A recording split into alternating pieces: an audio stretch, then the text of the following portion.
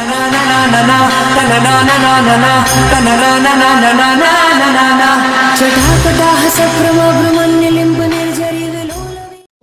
కాలభైరవాయ నమః. ఈరోజు కాలభైరవుని కథ తెలుసుకుందాం. మానవాళి మనుగడకు అవసరమైనటువంటి జీవిత పాఠాలను నేర్పించడానికి శివుడు కాలభైరవుడిగా మారాడు. ఇతని స్వరూపం మరియు స్వభావం రీత్యా చూస్తే కాలభైరవుడిని శివుడి యొక్క ఉగ్రరూపంగా నమ్ముతారు. అలాంటి కాలభైరవు యొక్క పుట్టుక గురించి తెలిస్తే ఆశ్చర్యపోతారు. నిజానికి కాలభైరవుడు అంటే పరమశివుడి యొక్క మరొక అంశం. ఈయన శివుడు జటాజుటం అంటే శివుడి జుట్టు నుండి ఉద్భవించాడు.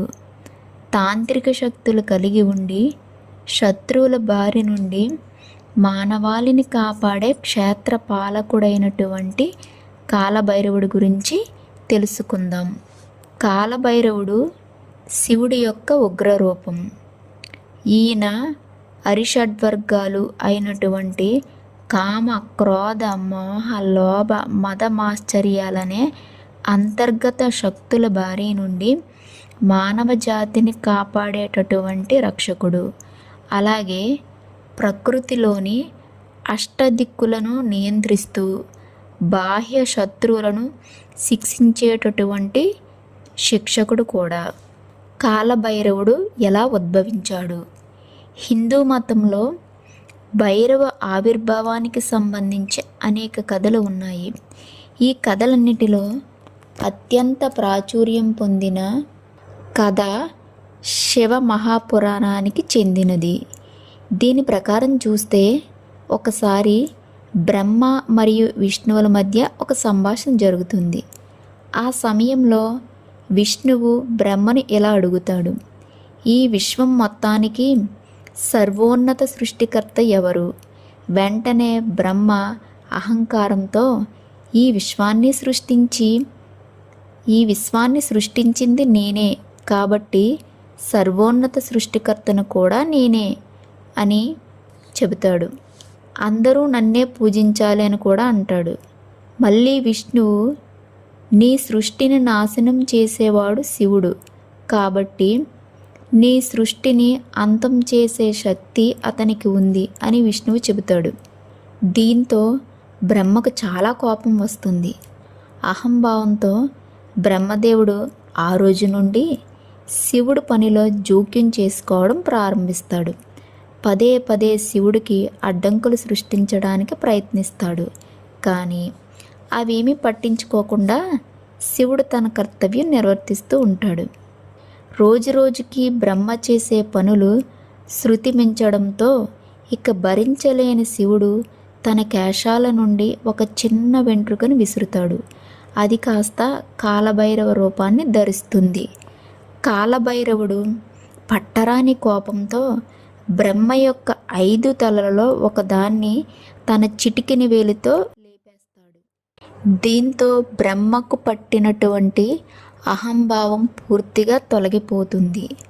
పశ్చాత్తాపంతో ఇక నుండి తాను విశ్వ ప్రయోజనాల కోసం మాత్రమే పని చేస్తానని వాగ్దానం చేస్తాడు. అప్పటి నుండి బ్రహ్మ 4 తలలు మాత్రమే కలిగి ఉండి చతుర్ముఖ బ్రహ్మగా పిలువబడుతున్నాడు. అయితే బ్రహ్మదేవుడు బ్రాహ్మణుడు కావడం చేత బ్రాహ్మణుడైన బ్రహ్మను చంపడం వల్ల శివుడికి బ్రహ్మహత్య పాతకం చుట్టుకుంటుంది. బ్రహ్మదేవుడు పుర్రె కాలభైరవ చేతిని పట్టుకుంటుంది. దీన్నే బ్రహ్మ కపాలం అని పిలుస్తారు. బ్రాహ్మణుడిని చంపిన పాపానికి తన చేతికి అంటుకున్న పుర్రెతో సంవత్సరాల పాటు భైరవుడు ప్రపంచమంతా తిరుగుతాడు. ఎక్కడా కూడా ఆ కపాలం తన చేతి నుండి విడిపోదు. కాలభైరవుడు బ్రహ్మహత్య పాతకం తొలగించుకోవడం కోసం చివరికి శ్రీ మహావిష్ణువు దగ్గరికి వెళ్ళి ఆయన్ని ప్రాధేయపడతాడు. శ్రీ మహావిష్ణువు, కాలభైరవ, నీవు శివుడు పుత్రుడవు, కావున శివుడితో సమానం. బ్రహ్మదేవుడు గర్వం అణచడానికి జన్మించిన వాడవు. అందుకే ఎన్ని యాత్రలు చేసినా ఉపయోగం ఉండదు. నీవు కాశీ క్షేత్రానికి వెళ్ళు. కాశీ క్షేత్రంలో అడుగు పెట్టిన వెంటనే నీ బ్రహ్మహత్యా పాతకం భస్మం అయిపోతుందని శ్రీ మహావిష్ణువు సలహా ఇస్తాడు. అతని సూచన మేరకు భైరవుడు కాశీకి చేరుకుంటాడు. ఆశ్చర్యంగా భైరవుడి చేతికి అంటుకున్న బ్రహ్మ కపాలం అతని చేతుల నుండి వేరు చేయబడి నేల మీద పడిపోతుంది. ఆ స్థలాన్నే కపాల మోక్ష తీర్థం అని పిలుస్తారు. అదే స్థలంలో కాలభైరవ మందిరం నిర్మించబడింది. తరువాత కాలభైరవుని చూసి శివుడు, కాలభైరవ, నీవు ఇక్కడ కొలువుదీరి క్షేత్ర పాలకుడుగా బాధ్యతలు చేపట్టు. ముందుగా నీకు పూజలు జరుగుతాయి, నీ తరువాతే నాకు పూజలు జరుగుతాయని పరమశివుడు చెబుతాడు. అప్పటి నుండి కాశీ క్షేత్ర పాలకుడుగా కాలభైరవుడు పూజలు అందుకుంటున్నాడు. దక్ష యజ్ఞంలో కాలభైరవుడి పాత్ర ఏమిటి?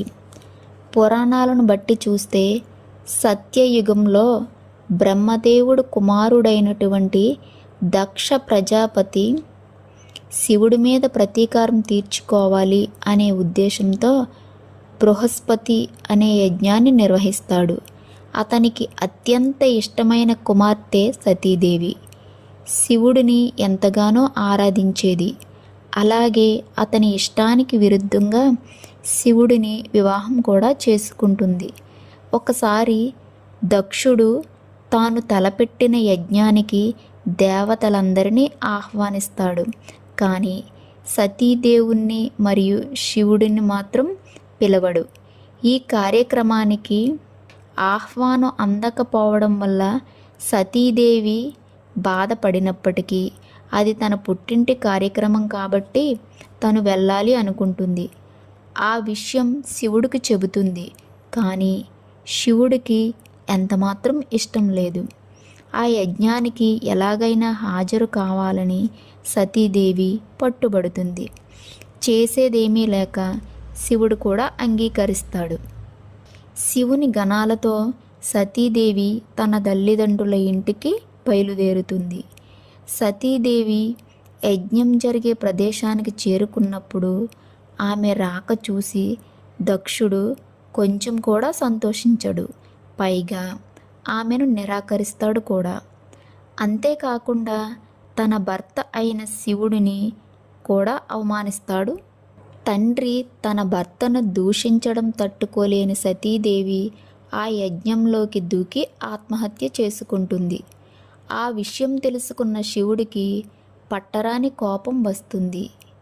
అది తెలుసుకున్న కాలభైరవ శివుని గణాలతో కలిసి యజ్ఞం జరిగే ప్రదేశానికి వెళ్ళి దాన్ని పూర్తిగా నాశనం చేస్తాడు.